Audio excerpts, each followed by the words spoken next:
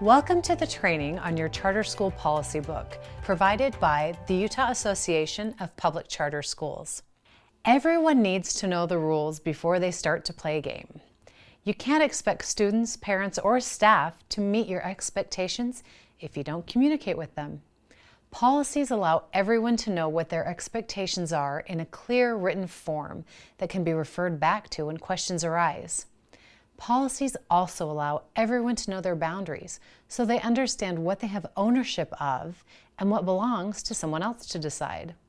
Without clearly defined boundaries, conflict often arises between two groups when they feel that they own the same decision. The board comes together and votes on the big picture of how things happen within their school, and in accordance with federal and state law, their direction is the policy. Administration uses the policies to run the school day to day. Individual decisions about the school day or particular classrooms do not come to the board. The board's direction is laid out in policy for the administration to implement. When questions or problems arise, individuals can refer back to the policy manual to decide how to handle the situation. You are not going to be able to define every situation, but you can define the boundaries of who makes a decision, how to inform others of the decision, and when to include others in the process. School boards, by design, have to follow a slow, methodical process that includes many stakeholders. They have no power as individuals, and only through a board vote in an open and public meeting. They're not going to be able to give direction in a specific circumstance happening this very moment at the school. They need to define the process so school leaders can run day-to-day school operations without frequent board involvement. When something does go wrong, rather than finger-pointing, you have clear expectations and ownership of decisions. You can examine what went wrong and either who is accountable for the problem or how you need to adjust policy to avoid the problem next time. Policy should be written regardless of which individual happens to hold the job at the moment. Adjust policy if the process is flawed. Use a corrective personnel action if the person did not follow the process correctly. Resist the urge to avoid an awkward discussion by changing policy. It will make your policy worse, and you usually will still have to have the awkward conversation anyway. School policies need to be available to all stakeholders and well organized. It does no good for a school to have a policy saved on a computer in the principal's office if everyone is supposed to follow the policy.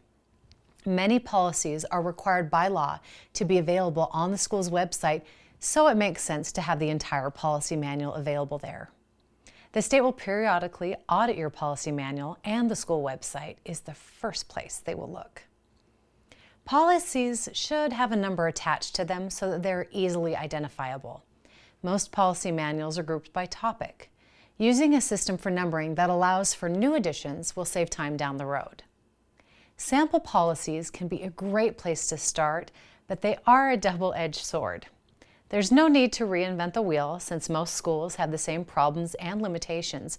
However, make sure that you do not implement a policy that is more restrictive than necessary simply because someone else did. Policies from district schools often have different restrictions than charter schools. For instance, they have to meet union and transportation requirements that charters do not. Occasionally, state agencies will give schools a sample policy to implement a new law. These can be helpful, but are not always written by someone with experience in a school or may reach further than the law requires. Sample policies provide a starting point. Make sure you adjust a sample policy to meet the needs of your school and your way of doing things.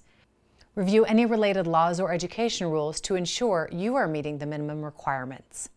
Policies work best when they are easy to use. They do not need to be written in legalese. They do not need to have complicated structures. They simply need to define expectations so everyone is on the same page. Don't be intimidated by other complicated policies you may see. Write what will work for your stakeholders in the simplest manner possible. When referring to positions, tests, or laws, use broad titles. For instance, statewide testing laws change frequently. CRTs, SAGE, No Child Left Behind, Every Student Succeeds Act. If you were to use these specific names, you would constantly be adjusting your policies. If you use the broad title of state testing or federal requirements, your policies would not need to be changed as frequently. Don't duplicate a policy or idea. You might want to mention how to discipline students in a policy about cell phone use and a policy about classroom behavior. If you were to spell out the steps in both places, your policies would be longer. If you find something that works better, you may adjust one section but forget the other. Your administrator will have to remember 2 different ways of doing things.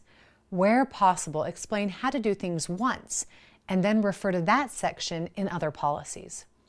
Create a student discipline policy, then refer to the student discipline policy by name in your policy about cell phone use and your policy about classroom behavior.